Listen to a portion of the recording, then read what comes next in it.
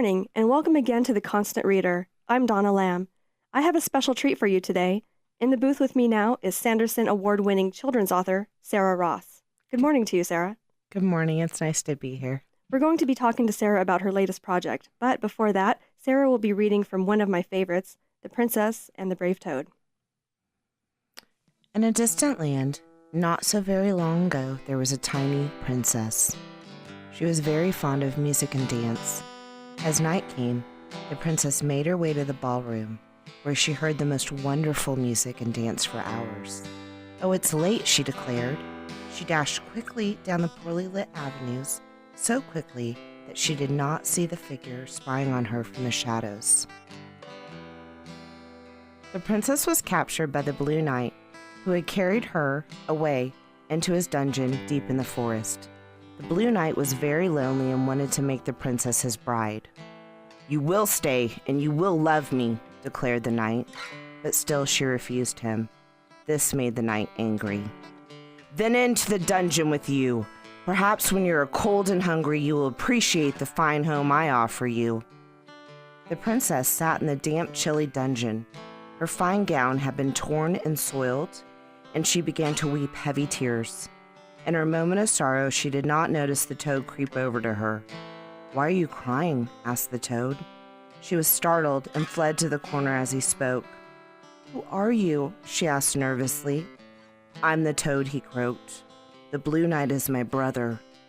"Why does he keep you down here?" she asked. "Mother says I'm too ugly and stupid to live upstairs, and brother says that I'm the reason he can't find a wife." "I'm sorry for scaring you. I'll go back to my corner and leave you alone," he croaked. The princess felt bad for the toad, but she felt worse for herself.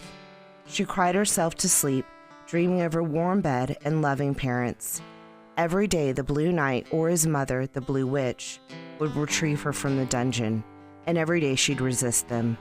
Some days he'd be pleasant, some days he'd be harsh. Some days the Blue Witch would whisper words in her ears. When the princess had been trapped for a full year, though she did not know it, she could bear it no more and fell into a terrible fit of sobbing. Toad was beside himself in grief for her and gently stroked her hair, beseeching her not to be upset. She laid her head on his shoulder. They both began to sob, for they were truly miserable creatures. It happened that the Blue Knight had once again come to retrieve her when he saw the princess and Toad in their pitiful embrace. He was incensed at the sight, and he threw himself upon them. The enraged knight tugged the princess to her feet and dragged her towards the exit. Toad could stand it no longer. For once in his life, he felt true human compassion, and he would not allow his brother to harm such a fragile, gentle girl. Toad took up a spear, and the spear struck the knight in his leg. The princess did not hesitate, fleeing up the dungeon stairs. The Blue Knight turned on the toad, easily taking the weapon away from him. He struck the toad over and over with terrible blows and stalked after the princess. As Toad laid on the floor, he prayed for the safety of the princess until his breath no longer came, and upon her exit, the princess had unwittingly taken the cloak of the elves. This made her invisible as she crouched in the leaves and the ivy of the woods. The Blue Knight passed right by her in his desperate search. When the princess returned home, her parents were overjoyed. They had never stopped searching for her, nor had they given up hope of her return. The Blue Knight was eventually captured and made to pay for his crimes. It was too late to rescue the toad. Though she was grateful to be home, the princess never forgot the sacrifice of the brave toad, her truest friend in the world. Just fantastic. One of my favorite fairy tales.